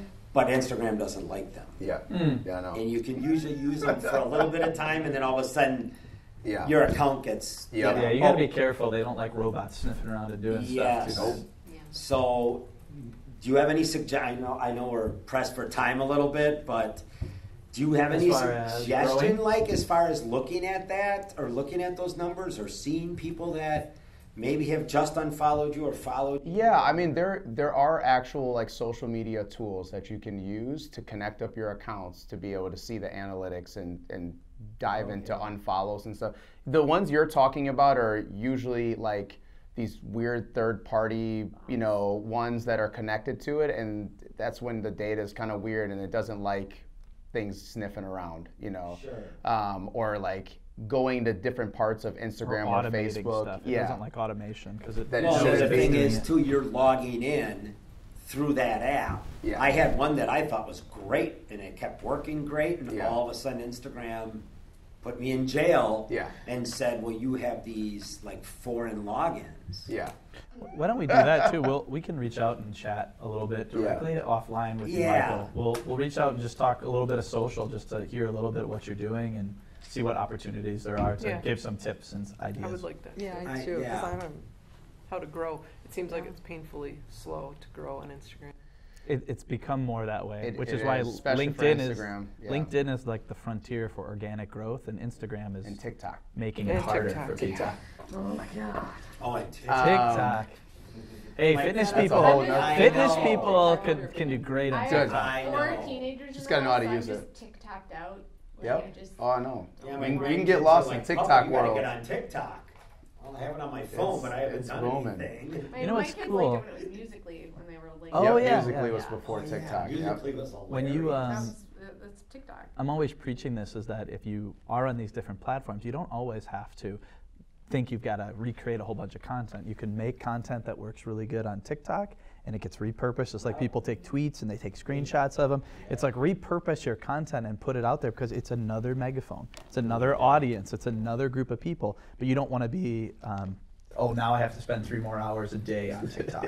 You might accidentally. That's the biggest problem. You got to get off of TikTok, right? Yeah. But that you see TikTok stuff on Instagram all the time. Yeah. Oh, A for lot sure. of videos are all Absolutely. Facebook Yeah, I and see even Facebook, LinkedIn yeah. too. Yeah. It's starting to creep over. People are posting. So another one that you can do. So this is 2 different sides of the spectrum that you can go. You can either go real fancy, or we'll give you some ways that you can like literally just do right now. But it's create a platform. So just like We Connect is a platform, you want to create some type of thing that gives you leverage. For another reason to get them to be to engage in what you're doing. So for instance, like a podcast. It's very simple to, you can go with the super fancy route where you got the video, you got the audio version, you got, the fancy mics and all that, or you could just do an interview style. So do a Zoom call with somebody. And just, one thing that really works, that's really good, especially for past customers, what you could do is you could do an email blast out to all your past customers and say, we're now highlighting 2 past customers or 2 past clients that we worked with every single month, and we're pushing that out on social. And what we're doing is we're just going to get you on a 15-minute Zoom call, and then we'll go ahead and just talk about the experience, what you got going on right now, make it all about them, and then post that quick interview on your social media platforms, and they'll probably post it on theirs as well. So it's just another way to get people engaged instead of trying to sell them on the email marketing. Say, hey, we're going to only choose 2 though, so you gotta get in right now. So that way now you're getting responses back and you're reactivating other past customers that you may have not talked to in a while. And then they're like, oh, that's great, especially if you're already posting on social media consistently, and then they kind of already been seeing it over time. Then they're going to be even more intrigued, because now they want to get, some free press, free publicity for them, and who doesn't want free promotion? So doing like the quick interview, or you could even do it with other people that you know, people within your social media networks. You're saying, hey, we want to meet 2 new people, and I would love to just record it, and we're going to post it on social media. You could call it a podcast if you want to, and just do a quick interview with them.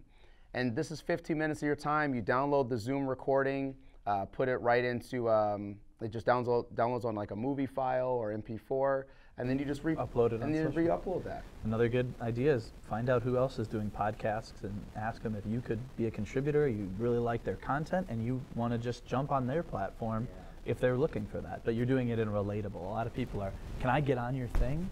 Well, what value are you bringing? That they can check you out? You probably would get on a lot of podcasts pretty easily. Right? Or if you have So it's good to get on those and not keep telling them, oh, I don't have time yet. Oh, I'm sorry. I would make some time to get on them. Yeah, because I get in, well, she's been on a number of them, and now I've Yes. been invited on podcasts, and it's like, You should go. If you're It's free okay, content. Mike, get on You know, there, it's- getting figure it recorded out. content. It And makes you I'll stay in look- touch with them and say, oh, I still would like to. Oh yeah, just let us know when you have free Yes. time. And a lot of times what happens after, if you make a podcast, and this is now outreach. So if you're trying to target somebody that you're really trying to get a hold of, you could then send them like, I would love for you to be a guest on my podcast. And then they accept that as like, all right, yeah, sure, I'll be a guest on your podcast. And then typically in a podcast, it's not just about the interview, it's about the after the interview. So after it's done, you get that 10, 15 minutes with them just to talk, you know, and then you find out more about them right after that session. And also like, actually, it was really interesting what you said about this, and that.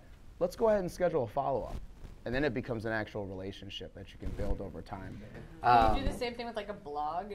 I have Okay. that. Okay. Yep, Or a blog. 'cause You know, that's if you where want I'm to. not quite ready for the podcast, although like I think it'd be fun. I just You're not. You ready would for a have no podcast? problem with a No, podcast. I wouldn't. I'm actually co-hosting a podcast, a video Oh, yeah. podcast with Rely Local Yeah. with Nick Christensen in Racine. Okay. So I just started doing that. I did not get nervous even a bit, like interviewing people like that. That part Yep. doesn't bother me. It's the consistency in doing it myself and like And organizing producing all that. it and yeah, all yeah. that. Oh, okay, yeah. Which I mean, I know I can do. Like I mean, Yeah. I'm not like. It's just, do I have time Yeah, to do that? do it. So I Like- thought a like blog Jamar would said, Blog though. will definitely work. I have put out there to some of my past clients, like, you know, hey, I'm going to do a blog. I'm featuring, so I had a forum, and a few of them responded, just a few, on just like what they got going on. It's kind of exactly Yep. what you're saying, the same questions, but I'll put it in a blog. My Yep, idea a blog is to is then great. put that out once a month, but Well, like it's what just Jamar said, Yeah. if you did a Zoom call and you don't have to have really hardly any technology, as long as it's yeah, I wrote listenable, that down. Yeah. you could do a Zoom interview with like, oh, this person, they did this, and I just want to talk to you about it. I think they have really good information, right? Yeah. Yeah, I think the thing the that barrier's overwhelms low. me is like, where do I put all that out? And like, you know, is that going to get all complicated? And Don't overthink it. yeah, Just post. that is So it not is- something I Just okay, don't- that I can do. Okay. Right? You're already going way too far. I I've been told the same thing. Don't overthink, right? Don't overthink it. You What's Just the said worst them that can right. happen? there's Nobody listens. the worst that could happen is you don't post anything. That's the worst that could happen. Right? The worst that can happen is nothing. Keep the barrier low. Make it terrible the first time, but do it. Yeah. Well, and So it, you can you can only only get better. It's Okay. you know you're not going to start out doing the best work you've ever It's done just like and then that just muscle digress. that You're you going to get exercise. better. You're going to see like, No, oh, I you should have want the done best this. right away. I I want am the kind of like that, microphones but and I have to tell setup. myself every single day, like on a multiple times a day, done is better than perfect. Well, Done Joe- is better than Right. perfect. Joe Done is better Rogan than That's a is, good. I gotta put and a a lot sign of in biggest my podcaster. ear. Yeah. Yeah. And his first podcasts Yeah. were terrible. They were absolutely terrible. Yep. They were Just badly get produced. started. They looked terrible. Just get started. Just get started. That's it. Everybody needs to hear that. And you don't And you need can perfect it video. later. You need a halfway decent audio. Yeah, just correct. halfway decent and audio. So you're interviewing and talking. And then about what I've been stuff. talking about with Nick is that if we're doing video podcast, so now we've got video content, we've got audio content, Yeah. and if we do the transcription, like we've got Yep. You have a blog written now. You have a content, blog. we have It actually, yeah, that actually can break out into micro content. tons of micro content. It's crazy, because then it could be videos, it could be photos. You can use Headliner to do 1-minute segments. Yep, the Yep, 1 minute pull out segments little- from little it. clips. Now you have Yep. like Put 'em on Yeah. TikTok. probably 120 pieces of content by Be on one TikTok. podcast. And, Yeah. and everything's free, so there's really no excuses. It's just your time spent in it. They're giving and away effort. all this stuff. You can launch a free podcast. But I don't want to overwhelm you. Just start Yeah. and do something. because you're like, oh my god, I got to make 120 pieces of content. It's too much. When you get the invite, I got one more on mean, that. Oh. I will talking is come. my We're gonna superpower, sit so, down. like, We'll I always figure it really out. like Actually. that. So now co-hosting, it's getting me more comfortable with the idea. Yeah. I always feel like, do I have enough people to ask? And like, would it be, because you want to just not just have random conversations, which is kind of what I do. You have 973 people to ask. Yeah, I suppose. If like I was talking with Nick, like we can't just take anyone on the podcast because if people are going to be like, well, that was lame. You know, like you Of got to course, have something yeah. that's going to create value and education Yeah. for the audience that you're trying to talk to. Your 900 people might know the right people, right? And you can't steer a car if it's not moving. So you just, even if you get someone on who's absolutely terrible, now you learned better who you should get on. So I'm thinking about driving with 2 feet, like brake. Sorry. no brakes. You got to start the car. We're cutting your brake lines. Let's go. All right, moving on. All right. Another one is, live stream. You can start a group, just like We Connect. You start, or you create some type of platform, just like this Powerbase session. You create something where people can be engaged and leverage exactly what you do. I can't stress, the importance of creating a platform. Something where even webinars are really good. The only problem about with webinars, a lot of times people did get zoomed out over last year, so it's harder to get them, on there to commit to it. But creating some type of platform, you need leverage in your business to be able to have something else to engage with somebody on, so that way it's not just a sales thing. And they're also getting some one-on-one time with you and learning more about what you can bring. Well, and you're creating value to them because you're, like, let's say I interviewed Renee. Well, she can share that video. Yes. So she gets that and more you're outreach, giving them, and then you're I'm getting that them. outreach. So it's like we're both kind of piggybacking on each other's following. And I was just gonna say that too. Like, you can tag the person, then their audience sees it. You gain new followers. I mean, this is a whole trickle effect that will happen. So like a webinar or things like that. I mean, if you would do like a class or anything. You could, but you just want something that is low commitment for people. Right. And typically when people hear podcasts, I'm going to be on a podcast for 15, 30 minutes and then I'm going to be done. Sometimes a webinar is like, I got to sit, I got to learn, I got to maybe write down some stuff, I got to schedule this out. People just make up stuff in their head, about a big, leap that they have to take when all you got to do is just sign in. Yeah, and this is about connecting right now. So Yeah. you might not do a webinar to connect, but there'll probably be people you're I didn't connected know with if was that a way want to that. establish a platform. You could. And then You go could. from It is another option. You definitely could, Wasn't depending on the people that you're trying to reach and if they're used to webinars and. Or you something totally along could. those lines. Yeah, class, a You session. could do a quick Whatever. educational You thing. call it like a workshop. Or a workshop. A or mini some- workshop. No, I'm thinking along the I'd fitness sign up for that thing. before I'd sign up for a webinar. Yeah. Yeah. It's a Even commitment if it's thing. the I'm same like, oh, thing. God, That's what I'm time's saying. gonna You be? paint that thing in your head, and Yep. it's. But yeah, so you just want to make sure the message that you're crafting with people is relatable and to start a conversation. There's different ways to reach out. On social, you can do email, text messaging, email marketing. Always provide value. Do not sell on there unless you can sell every once in a while. But honestly, I would just provide value, and you can with creating some type of platform. Also, you can call. Of course, if you know certain people, you can definitely Past customers, You people know. that it wouldn't be weird for you to get a call from them, right? can reach out. So typically at this point, we like to just get a few people as far as hearing out ways that you can actually reach out, what you actually would say.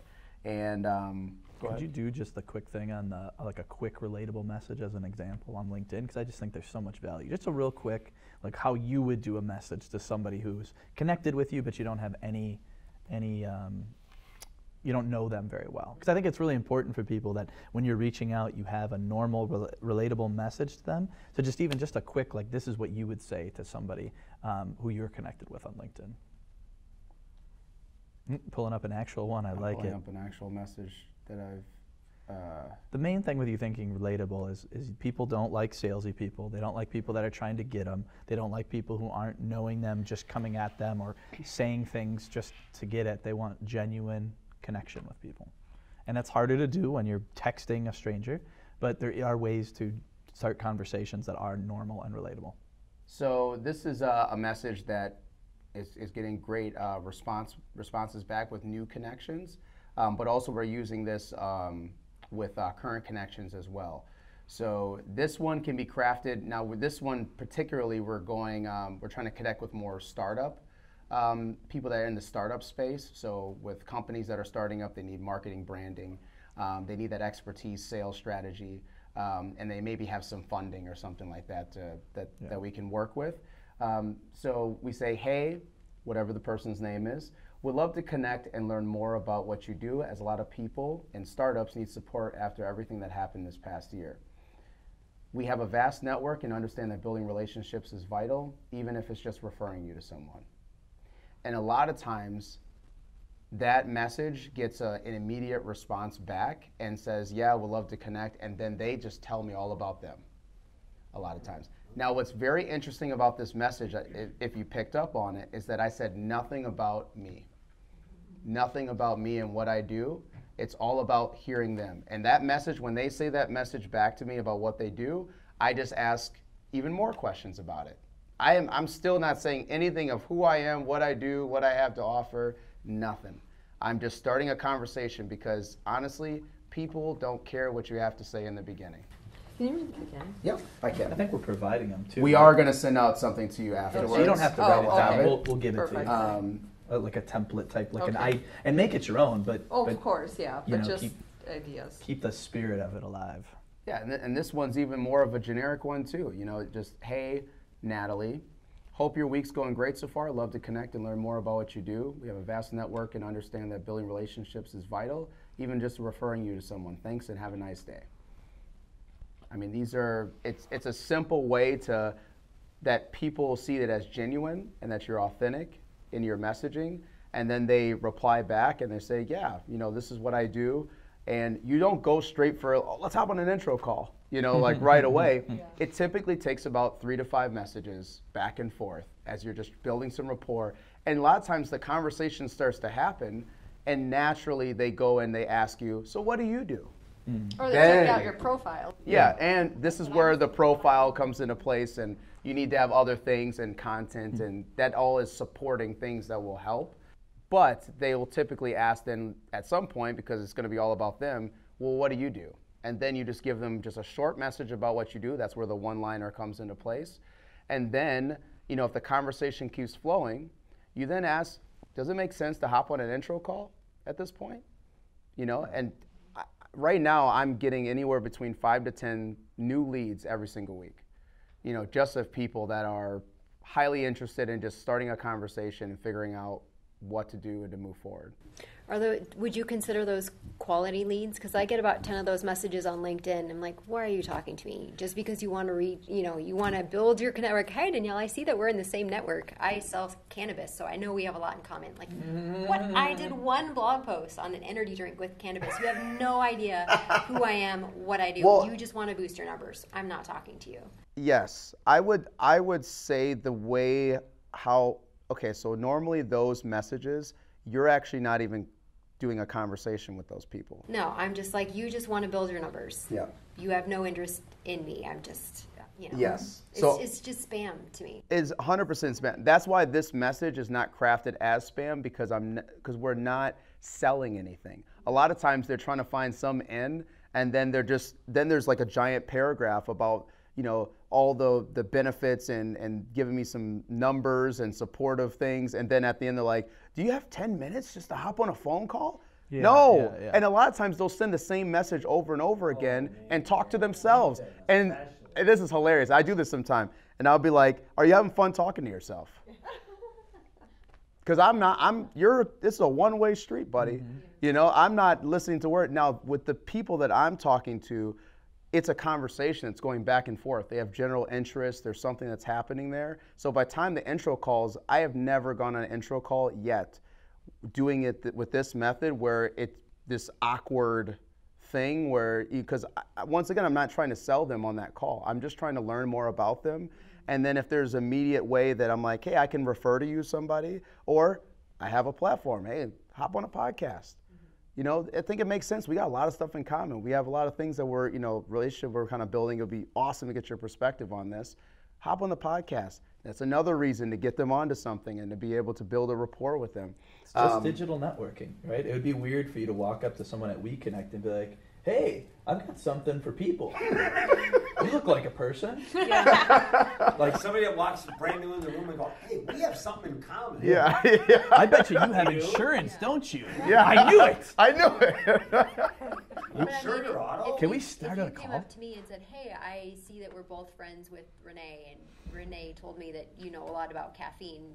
Can you tell me more? Like, oh, okay. So you actually know who I am as a person. Sure, yes. I'll talk to you. Mm-hmm. Yeah.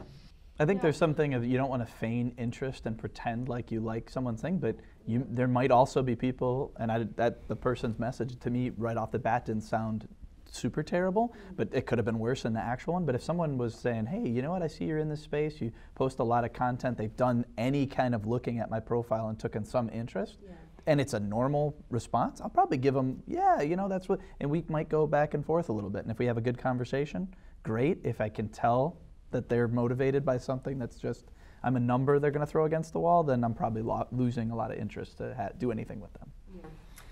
What about like saying, hey, I'm always available to answer some questions, or I'm always available to, I mean, I know that's very vague, that's very... Yeah, I already You're wrote probably off not a couple always people that available, said though. that, like, I'm just like, It's you know, too is there much, anyone in my 'cause- network I can introduce you to? I'm like, you live in, like, I don't know where it was, but somewhere. But I I'm mean, like, you know, sometimes I'll end, you know, hey, this was a great conversation if you ever need answers for any questions. And some people will come back and go, oh, that's really nice of you. Yeah, well, if we've already built a conversation. yeah, I was gonna Oh, say. wait, Sorry, I thought you meant like in the very beginning. No. Like, oh yeah, if there's anything I can answer for you, it's like, I don't know who you are to answer any of my questions. If you know that there's somebody following you, they're liking your posts, they're seeing that, they're making a comment, that type of thing. I would still in the very beginning always make it about them.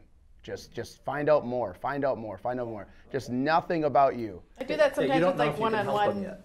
meetings, and I've had it where it's just I ask them questions and like we'll be there an hour, and I never once said anything about what I do. Yeah. I never Oh, was yeah. asked, and sometimes I'm Certain like, people okay. that is, and I don't, but then afterwards they're like, hey, that was a really good conversation. Let's pick up again. And like they still don't know really what you do, but you're building people by people, so that the connection is, that's what you're going after. And that's usually what I try to come out with after. It's like, well, I got to know them. They got to know me as a person. Like, you know, I might have talked about my family or something, but unless they know from looking at maybe they, you know, did some research. And afterwards, you send them a follow-up email that has, your website, a list of your work. Oh yeah, thank you so much. Good seeing you. Yep. Yeah, because I know we went way over. Yeah. I think this I was session. very surprised with this Can I have group. another? We have a hard I time think- yeah. containing ourselves. Well, we spent a lot of time on the discovery part of it, and I think this session will probably make it like 2 hours, for sure, just of how long it is and how much we're getting into it. But this is just what different ways that you can re-engage, and then there's a lot of stuff that supports this as well. That of course, we would love to talk with you about it. But as far as like brand building, if you have great pictures, other things that you're posting, you're building a platform. When people then connect with you and then they see what you have going on, they become more intrigued as you go through time. So as you reconnect with people, then they're like, oh yeah, I do see you have a lot going on. But if you're not posting anything, you're not shouting in that megaphone, they're just kind of like, they don't know what's happening with you. So you're not creating any type of attention.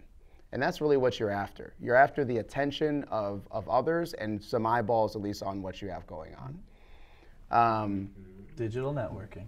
Digital networking. So I would apply this to the. We're going to send out some materials for you to look over as far as like good ways to post, that message that you can send out through text message or through social, different ways like that. But craft it in your own. Take pieces of it and craft it to that individual or to that industry or to some type of relationship or relatability that you had with that person. You definitely want to connect with them, but just anytime you start writing something about you, delete it. I want you to just delete it. All you care about is getting back on the phone with them or, getting an appointment or, taking it to the next step. Let's start a conversation. You don't care about, oh yeah, I'm ready to buy right now. That's not what you're looking for right now. You're looking to re-engage them and just start a conversation again. So use these methods as far as, to get to these people. And if you know them better, it might be a direct email, right? It might be a LinkedIn. I've done LinkedIn with people. Hey, what's going on? And it's going to be a totally different message, right? If I have any knowledge of them, of course, it's like a normal person. If I ran into them on the street, what would I say to them? That should be your format. And if they're a brand new person, I was at a networking, how would I engage them? That's the spirit of it. And I forgot one more way too, real quick, on how you can re-engage. So when you finally get that conversation with that person, you can just say, who do you know that could benefit from especially with past customers, who do you know that could benefit from the experience that you had working with me? So now you're not asking even for a referral. You're asking for the referral, and then and don't and with this method, don't be so quick to just put your guard down. Really try to pry a little bit and just say, no, who do you know? Just come on, give me 2 names. 2 names. You know, I know you know somebody that, you know, you had such a great time with us, you know. My favorite response that probably works almost every single time is like, oh, geez, I just don't know. Well, if you did know, who would it be? And you think that's weird, but I swear to God, people will come up with 1 or 2 names as soon as you. And it's just one of those things that you're breaking that little cognitive of like, I don't know. Well, what if you did know? Well, and then they actually something right, about it's also giving them the few extra seconds to allow them to process. That's one of the hardest things to do, though. I've done all these sales trainings and everything. Yeah. In fact, on an insurance app, they used to have a thing right at the bottom that you Said, tear off and hand to the people. Yeah. And your boss expected you to have 3 names. Right. And some guys would go, just put Mickey Mouse down, you know, whatever. Just so well, get it and done. so, right, so the referral comes better if they've had a good experience with you and you weren't hard selling them and they got a lot of value already from the conversation. Yes. Then it's like, That's hey, where it comes from. you know, I want to help other people. And if you have a genuine desire to help them and you're not just treating them like a number, I think, I believe you'll get more genuine ones. I have a referral rewards program where it's like a little card, and it's just like, hey, if you refer someone and they sign up for any of these things, you get a discount. Yeah. And they You're making it about them, which is good. Yeah. You're making it awesome. So that. you can tell your friend, like, hey, I had a good experience with this. You know, if you use my name, you'll get 15% off or whatever. And Right. Yeah, no, That's just another way you can re-engage, reactivate with people. And I would definitely use that. You'd be surprised at how many referrals you can get, especially with the good rapport, good relationship ones. You know, and a lot of people are just willing just to help you out. You know, they might personally not be ready to buy or do something, but they might know 3 other people that could be like, yeah, they might be interested. I don't know. But then you just now met 3 extra people that you didn't know. So that's pretty much it. We didn't have time for the last part of it. But Question on that referral. So like, when you those 3 names that you provided, do you call those 3 names and say, hey, I referred you to? Yeah, I was this just person talking. might be calling you or whatever. Yeah, exactly. Ask for a warm introduction. Or That's what I was gonna say. It's really good if you can get some type of intro email or something where they just make the connection, and that way it's a warm referral. Yes, yes. But if they just give you a phone number or something, say, yeah, you know, I was just talking with Julie, and you know, she had just mentioned your name, and you know, just wanted to just talk, break the ice, and you know. Works really good on LinkedIn. You can do like multiple people in the conversation. So like that's how I've been doing it. I'll just be like, usually I'll send like a message to the person I'm going to, like, it's not always a referral, but it's like a connection. And be like, hey, I found someone I think would be a good connection. I'm going to connect you on LinkedIn, and then I put all 3 of us on there, and it's been pretty good. And then I can also see the conversation starting, and I hope they take it from that one and go, you know, to email. Well, Julie did that. Julie does that very well. She'll send an email to 3 people and say, here, I just wanted to send an introduction to you too. Email is good too. Don't even know each other at Honestly, all. I prefer email. It's just LinkedIn can be really quick when I'm like, okay, I gotta remember this, do it quick. But I do like the email better because then I'm already emailing them. And I like that's really good. Well, cool. Yeah, thank you for coming and staying the extra half an hour. So there's so much more to this whole strategy as you start to get into the funnel. You start those conversations. What do you say? How do you get them all the way to a close, or at least to find other people? So there's definitely more that you should definitely think about. But yeah, till the next episode, we're out. Peace.